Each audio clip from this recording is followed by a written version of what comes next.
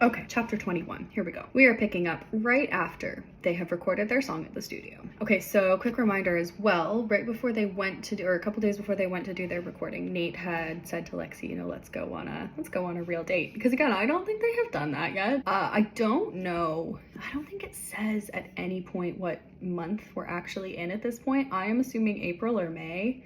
I think she does die in June, and I think we are getting close. Right, so they've been together for February, March, April. They're into kind of their 4th month of being together, but at this point, I am thinking I don't think they've been on a real date at this point. So they decide to go on a date. So they have finished packing up the studio, and Nate offers to drive Lexi home. This is never good. If Nate offers to drive Lexi somewhere, it never goes well. So they get in the car, she falls asleep. Nate drives her to the place where they're going, and Lexi wakes up and tries to rub her eyes, smears all of her mascara. Nate doesn't care about her raccoon eyes. So they get out. Oh, Lexi thought that they were going home, but when she wakes up, she realizes, they go to the edge of a hill overlooking a lake. The lake is different, but the kind of the little hill in nature actually is kind of where they go before their breakup in this version. So they go to this little park area. They're on a hill, there's a lake, there's a rope swing, and there's a boat later. Okay, so Nate says he used to come here with his dad, and they built the rope swing. Lexi says it's beautiful,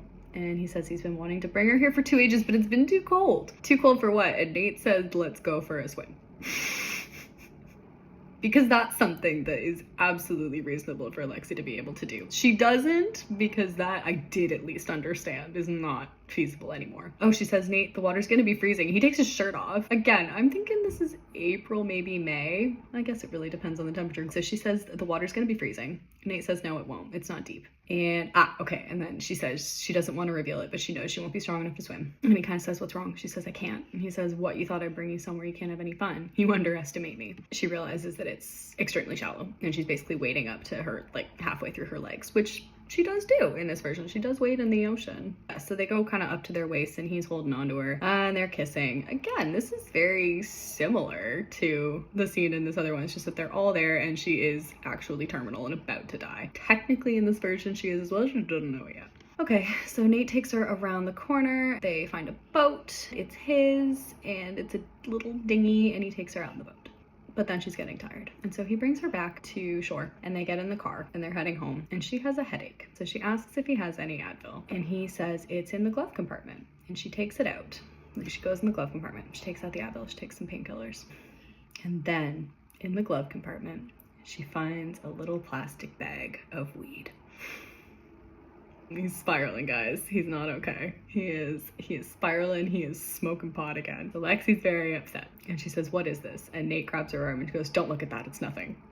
I thought you stopped smoking pot. He said, yeah, I did. It's not what you think. And then she has a line that okay, I thought that this was funny, but I also think that this came from a sketch from Cheech and Chong that I think my dad showed it to me, and I thought it was really funny. And there's a comment in it. It's a sketch about drugs, basically, but it's very funny. And this joke gets made that I carried over because Nate says, it's not what you think. And Lexi responds with, well, what is it then? Oregano? Right. And Nate then responds, no, it was for you.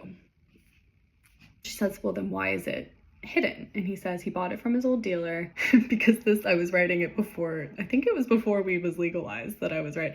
That may be part of it as well, is that it wasn't legalized. And I guess where they are, I actually don't know if it's, should we find out if weed is legal in Pennsylvania? Okay, it actually is still legal, and that is probably partially why it's such a big deal. He bought it from a dealer when Lexi was in the hospital. She was in pain, he didn't know how else to help. And Lexi asks why he didn't give it to her. And he doesn't actually answer that. And he said, I don't want you to freak out. And she asks if he's been using it. He said he didn't want to, but this is all harder than he thought it would be. He doesn't like watching her get worse. He knows he can't do anything to help. He needed a break. And the whole thing with the weed is that I was trying to make it so that that wasn't really what she was upset about. She was upset about the fact that he was upset enough to need it, is sort of where I think her mind is at. And this is now, yeah, this is now kind of leading into her being worried about his dad. He says, yeah, he's been using it. He's been struggling. She says, he should have said something. Why didn't you tell me? He says, because I love you. I didn't want to burden you. I wanted to be there for you. And she kind of says, but you're destroying yourself because of me. He says, not because of you, because I'm scared to lose you. And she says, so what if you do?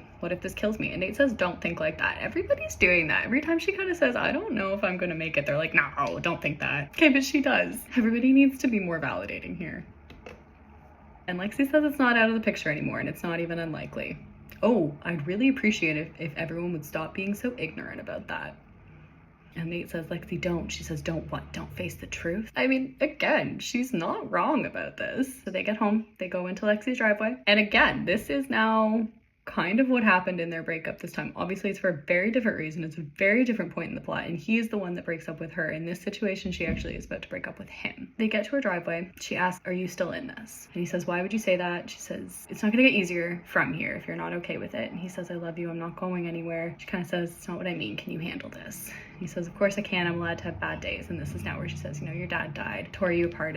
If this is going to remind you of that, it's going to bring back all that pain. There's no shame in tapping out. He says, so what? We just forget about each other. It's not going to happen. She says, it's not what I mean. You worked so hard to be okay after dad. I don't want to bring back those feelings. And Nate then says, why are you talking like you're already gone? You're going to survive this. She says, we don't know that. I think we need to be ready. He says, this isn't the way to do it. It's just going to hurt us both. She says, she's sorry. He says, Lexi, don't do this. And she gets out of the car and walks away. That is chapter 21. Nate and Lexi have broken up over some weed. Not over weed.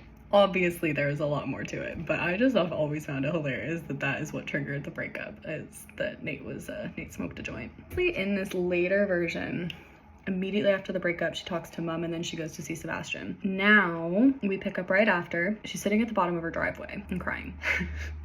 Guess who comes out to save the day? I did love him, obviously, in this version. I really did. I shafted him at the end. We'll get to that, but I really screwed pretty much her whole family, actually. I don't think any of her family got any sort of actual goodbye. I think at that point I was just done. I was over it. So Ryder comes down and gets Lexi, asks if she's okay. She just doesn't say anything. She just cries. So he carries her inside and goes to get the phone because he thinks something's wrong, obviously. And Lexi comes to him, says, you know, don't call anyone, I'm not sick. He says, what happened? What did he do? Lexi says, we're over, I couldn't hurt him anymore. Ryder says, no, you didn't hurt him. You were probably the best thing that ever happened to him. So next scene, Lexi goes back upstairs, hears mom come home, but doesn't really feel like talking about it. So she just basically turns her light off, and I think she just goes to bed. Doesn't talk to anybody. She just lies in bed, turns on the radio. A generic country singer warbled about his latest breakup. Typically wouldn't have bothered me, but given the circumstances, she turns it off and cries. Right, so she just lies in bed and sleeps all night. She does not get up or do anything, doesn't talk to mom, doesn't talk to Ryder. Mom comes in the next morning, opens the curtains, opens the windows. Lexi says, mom, can you not? And mom asks, you know, what happened last night? Do you want to talk about it? Lexi says, no. Mom says, how do you feel? Can you go to school today? Lexi says, no. Mom says, Ryder said you and Nate broke up. And Lexi asks if she's a bad person. Mom says, for breaking up with him. Lexi says, for not doing it sooner. Mom basically says, no, you're not a bad person. You did what you thought was right. Lexi says it wasn't good enough. And then mom just says, are you sure you don't want to go to school today? Where is this coming from? Mom has been the one trying to get her to not go to school this whole time, and now she's like, no, you want to go to school. Lexi's like, I'm really tired. Mom's like, no, you want to go. Mom asks if she's sure she doesn't want to go to school. Lexi says, I don't want to see him. Mom says, I can't let you stay home if that's the only reason you don't want to go. Lexi says, whatever, I'll go. And mom kind of looks and says, you didn't get any sleep last night, did you? You look brutal. Lexi's like, yeah, and tries to look really exhausted. Mom just says, okay, get some sleep. Let's not make a habit of skipping class to avoid people you don't want to see. Okay, reasonable. So Lexi lies in bed crying the rest of the day, basically. And around 3 in the afternoon, somebody knocks on her door. Didn't sound like mom. Hoped it wasn't dad. Didn't have a solid enough relationship with him to talk about boyfriend problems. That is completely acceptable. It's not dad though. It is our boy Sebastian. So Sebastian has come to see Lexi, walks into the room, jumps onto her bed. Lexi says, hi.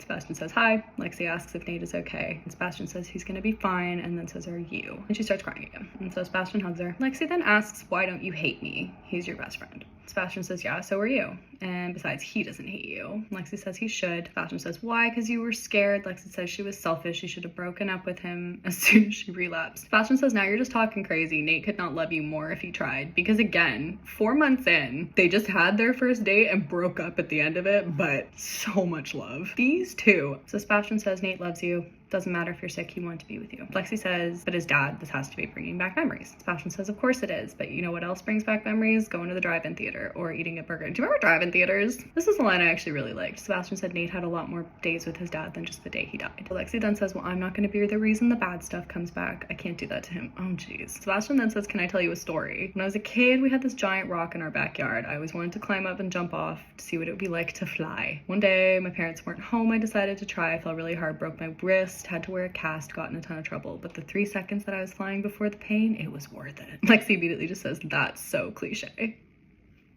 Sebastian immediately says, I'm aware, but it's 100% true. And in this case, it's going to be true too. So she starts crying again. She says, don't be nice to me. Not today.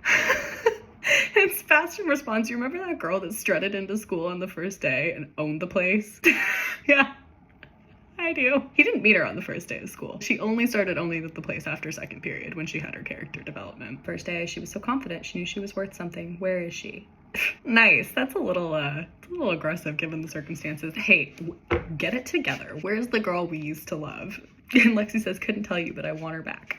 And then Sebastian changes his tune and says, did I ever tell you my aunt had cancer? A few months after she was diagnosed, everything got really shitty. Yeah, a few months later. Not when she was diagnosed. Things didn't really change then. Just a few months later. She started sleeping all the time, withdrawing from friends, convinced she wasn't worth anything anymore. That sounds familiar. And Lexi asks, what happened? And Sebastian says she got diagnosed with reactive depression. So this is now Lexi's spiral, basically. And then Sebastian says she got some help. She's living in Japan teaching English to little kids. Lexi's like, okay, that's great. What? Why?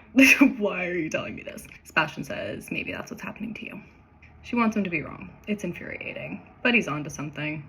So she just cries some more and they just sit there. And then eventually Sebastian says he promised he'd make dinner tonight. He has to go home, asks if she's gonna be okay. And she says, yeah, maybe I am. Because now she's had her breakthrough. So next day she goes back to the hospital and goes to see Dr. Nightingale again. Dr. Nightingale assesses her for the depression because not just an oncologist. Dr. Nightingale just does it all. Go Dr. Nightingale. She gets Prozac. She starts seeing her therapist more. The fight seems more daunting. She wants to crawl in bed and cry. Sebastian calls later that night. Yes, okay. So Lexi tells him the story. Sebastian's not cracking jokes. He's not chattering. He just stops and lets Lexi talk. She tells him the story and he says, so are you all right? She says, I don't know. Mostly just worried this is making things worse than they are. And he says, but you can treat it, can't you? She says, I guess. Not really psyched about seeing a therapist every other day. Yeah, I get that. And then Sebastian immediately asks if she's scared. And she says, of what, dying? And he says, yes. She says she is, but not because she's scared of what comes after. She's scared that she's gonna miss all the amazing things that are still to come. He doesn't say anything, so she keeps talking. She basically says, okay, she says, you know, everyone keeps telling me I'll pull through, be fine. I don't know if it's true. That's scary, but the problem is I can't show it, because when I show it, people freak out. They think it means I'm already a dead person walking. Even though it's really not a guarantee either way, I wish people would let me be scared without giving it so much meaning. You know? And he says, yeah, I do. And Lexi's like, okay, that really wasn't much of a response. But then he says, I don't think you should hide what you're feeling. You're the one that's sick. If it makes other people uncomfortable, screw them, right? It doesn't matter how they think you should feel. Lexi says she's scared. Sebastian says, that's okay. Don't hide it from us, all right? And Lexi responds by saying, I really love you. You're one of my favorite people, you know that, right? And then Sebastian says, likewise, darling, and I could almost hear him smile. That is a line. I think I mentioned it when I actually wrote it that night. It's differently worded and it's flipped around. So Sebastian is now the one that says the first line and Lexi responds with the likewise, darling, but that is a conversation they have on the tour. We're gonna leave off there for now, I think.